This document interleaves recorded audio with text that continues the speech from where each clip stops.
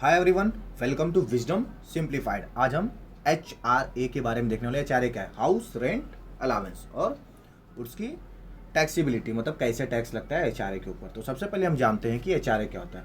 बहुत लोगों को कन्फ्यूजन होता है HRA में, या फिर बहुत लोग जानना चाहते हैं कि HRA होता क्या है और उसका एग्जाम्पशन कैसे हमको मिलता है। तो आज मैं इसको एकदम डिटेल में पढ़ा दूंगा कि HRA क्या होता है, तो आपके सारे डाउट्स क्लियर हो जाएंगे। सबसे पहले हम जानते हैं कि HRA क्या होता है। HRA आपकी सैलरी का पार्ट है।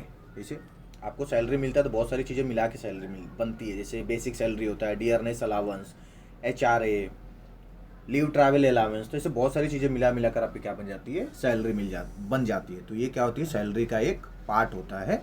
तो HRA क्या है? HRA is a part of salary provided by an employer to his employee for his rented accommodation. मतलब अगर कोई एम्प्लॉई है जो रेंट पे रह रहा है तो उसको कंपनी उसको क्या देती है? HRA देती है। HRA exemption can be claimed only if the employee is residing in a rented house. HRA का बेनिफिट तभी आपको मिलेगा, HRA का एग्जेम्पन तभी आपको मिलेगा जब आप रेंटेड हाउस में रह रहे हो। मगर अगर आप एम्प्लॉई हो, अगर एम्प्लॉय रेंटेड हाउस में रह रहा है तभी जाकर HRA का बेनिफिट मिलता है। तो HRA क्या होती है? सैलरी का पार्ट है। और HRA का एग्जेम्पन कब मिलेगा? जब जो एम्प्लॉय है वो कहाँ रह रहा है? रेंटेड हाउस में रह रहा है, तो ही मिलेगा। HRA is fully taxable if an employee is living in his own house or if he does not pay any rent। HRA का एग्जेम्पशन नहीं मिलेगा अगर आप खुद के घर में रह रहे हो तो, या फिर आप रेंट नहीं पे कर रहे हो। तो HRA के एग्जेम्पशन के कब मिलता है? जब एम्प्लॉई रेंटेड अकोमोडेशन में रहता है, रेंटेड हाउस में रहता है। This tax benefit is available only to the salaried individuals. Salaried individual को ही इसका बेनिफिट मिलेगा। लास्ट पॉइंट है, self employed professionals can not avail the deduction. जो सेल्फ एम्प्लॉयड प्रोफेशनल होते हैं उनको HRA का डिडक्शन या फिर एग्जेम्पशन नहीं मिलेगा। आई होप आपको क्लियर हो गया होगा कि HRA क्या होता है और किसको किसको एग्जेम्पशन मिलता है। तो HRA सिंपल सैलरी का पार्ट है जो एक एम्प्लॉयर एम्प्लॉय को देता है। अगर आपको HRA का एग्जेम्पशन चाहिए तो आपको रेंटेड हाउस में रहना होगा, मीन्स एम्प्लॉय को रेंटेड हाउस में रहना होगा। अगर वो खुद के घर में रह रहा है या फिर कोई रेंट नहीं पे कर रहा है तो उसको HRA का एग्जेम्पशन नहीं मिलेगा। अभी कितना एग्जेम्पशन होता है, कितना एग्जेम्पशन मिलेगा आपको? How much is exempted. तो इसका एक मस्त छोटा सा फॉर्मूला है। फॉर्मूला हमेशा याद रखिए, दिमाग में इसको समझ लीजिए और दिमाग में इसको हमेशा रख लीजिए, तो आपको कोई भी डाउट नहीं आएगा HRA में।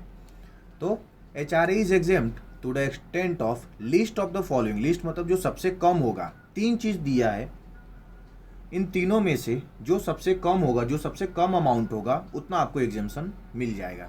तो सबसे पहली चीज क्या है? एक्चुअल HRA रिसीव्ड, मतलब आपको एक्चुअल में कितना मिला है HRA का पैसा आपकी कंपनी से जहां पर आप जॉब करते हैं, इसका अमाउंट पता कीजिए। सेकेंड चीज, 50% of salary if living in metro cities, मतलब आपकी जो भी सैलरी होगा उसका 50% निकाल लीजिए अगर आप मेट्रो सिटी में रह रहे हैं तो।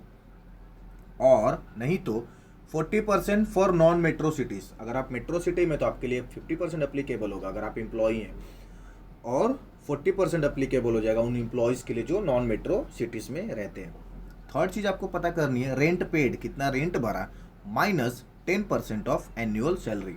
जो भी आपकी एनुअल सैलरी होगी उसका 10%। तो ये तीन चीज़ें पता कीजिए। इन तीनों चीज़ों में, इन तीनों अमाउंट में जो सबसे कम अमाउंट होगा उतना बेनिफिट आपको, उतना एग्जेम्पशन आपको मिल जाएगा। क्या तीन चीज़ें हैं? एक्चुअल में कितना मिला? 50% ले लीजिए सैलरी का अगर आप मेट्रो सिटीज़ में हैं, या तो 40% ले लीजिए सैलरी का अगर एम्प्लॉय नॉन मेट्रो में है तो।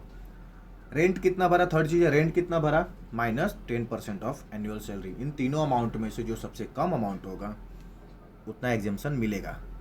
बहुत इंपॉर्टेंट यहाँ पर याद करने लायक चीज़ें, जो दिमाग में रखने लायक चीज़ है वो है सैलरी मतलब क्या। ये जो मैं बोला कि 50% सैलरी का निकाल लेना या फिर 10% सैलरी का निकालना, तो सैलरी मतलब क्या? तो यहाँ पर salary for this purpose means basic salary, जो भी आपकी बेसिक सैलरी होगी, plus dearness allowance, plus commission as a fixed percentage of turnover. अगर कमीशन टर्नओवर का फिक्स परसेंटेज दिया तो ही कमीशन को लेना, नहीं तो कमीशन को नहीं लेना है।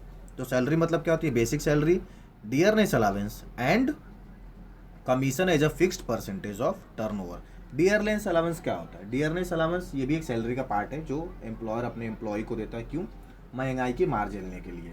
ये होता है डियरनेस अलाउंस। अभी हम एक एग्जाम्पल देखेंगे जिससे एचआरए में और क्लियरिटी आएगी। एग्जाम्पल, मिस्टर एक्स है कोई जो नॉन मेट्रो सिटी में रहते हैं, इनको बेसिक पे एवरी मंथ 3000 मिलता है, डियरनेस अलाउंस 600 पर मंथ मिलता है, कमीशन इनको मिला है 6000, एचआरए इनको मिला है 900 और उन्हें रेंट पे करते हैं every month 1000। DA forms part of salary. हाँ, डीए आपको तभी लेना है जब वो सैलरी का पार्ट बनता है फॉर रिटायरमेंट बेनिफिट। अब हम सोल्यूशन देखते हैं। तीन चीज़ हमको क्या देखनी है, सबसे पहले कि एचआरए एक्चुअल में कितना मिला है। तो एचआरए इनको एक्चुअल में कितना मिला है 10,800। जो भी इनका एचआरए पर मंथ था उसको मैंने एनुअली कन्वर्ट कर दिया, तो 900 इंटू अगर मैं 12 करूँगा तो 10,800 हो जाएगा। सेकंड चीज़ हमको क्या देखना था, 50% ऑफ सैलरी अगर मेट्रो सिटी में, 40% ऑफ सैलरी अगर नॉन मेट्रो में। तो मिस्टर एक्स नॉन मेट्रो में है तो हमको 40% ऑफ देखना होगा। अब सैलरी मतलब मैंने क्या बताया था, बेसिक पे, डियरनेस अलाउंस एंड कमीशन अगर फिक्स्ड परसेंटेज ऑफ टर्नओवर दिया, मतलब परसेंटेज के रूप में अगर कमीशन दिया है तो ही कमीशन लेना है, तो नहीं लेना है। तो यहाँ पर कमीशन डायरेक्ट अमाउंट दे दिया तो यहाँ पर हम कमीशन नहीं लेंगे। अगर परसेंटेज दिया होता टर्नओवर का तो हम कमीशन को ले लेते। Turnover means sale. तो यहाँ पे कमीशन डायरेक्ट अमाउंट दिया तो हम कमीशन को सैलरी में नहीं इंक्लूड करेंगे। तो यहाँ पर हमारे लिए सैलरी क्या हो जाएगी, इसी बेसिक पे और डियरनेस अलावेंस, उसका हमको क्या करना है 40% लेना है। अब बेसिक पे है 3000, डियरनेस अलावेंस है 600, तो 3600 इंटू 12 उसका 40% हम ले लेंगे तो कितना आता है 17,280।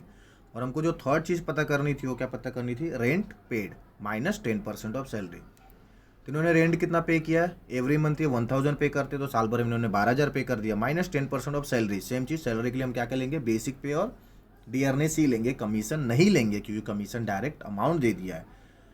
तो यहाँ पर सेम वही चीज़ हो गया, 3000 प्लस 600 12th मंथ के लिए उसका 10% ले लेंगे। अब 12,000 माइनस 4320 हो गया 7680। अब इन तीनों अमाउंट में से जो सबसे कम है उतना हमको बेनिफिट मिलने वाला है। तो 10,800, 70,280 और 7680 में सबसे कम है 7680। तो इतना हमारा एग्जेम्प्ट हो जाएगा और जो बचेगा वो टैक्सेबल हो जाएगा। तो हमको एचआरए कितना मिला 10,800, इसमें से 7680 हमको मिला माफ़ी, मतलब एग्जेम्प्ट हो गया। तो हमारे लिए टैक्सेबल कितना हो जाएगा 3120। आई होप एचआरए आपको समझ में आ गया होगा। Thank you for watching. Please like, share and subscribe for more educational videos. YouTube channel wisdom simplified.